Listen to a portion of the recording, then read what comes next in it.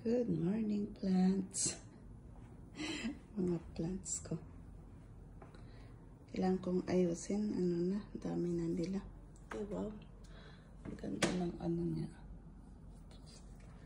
Eh, ang dumi ng window kasi, facing north pa.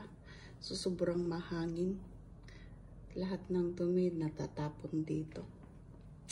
And yes, nag-snow kahapon, parang maganda yung weather, medyo misty lang. Nagmelt lahat, so madumi yung kalsada. Akala ko tuloy-tuloy na yun. Pero hindi pala. Nag-snow. Pero okay lang, manipis lang.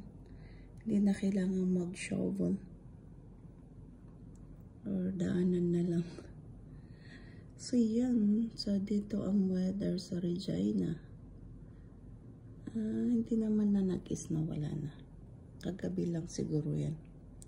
So, ayun. Have a good day, everyone. Ingat-ingat and stay healthy. Bawal magkasakit. Mahirap magkasakit. So, ingat-ingat. Bye-bye.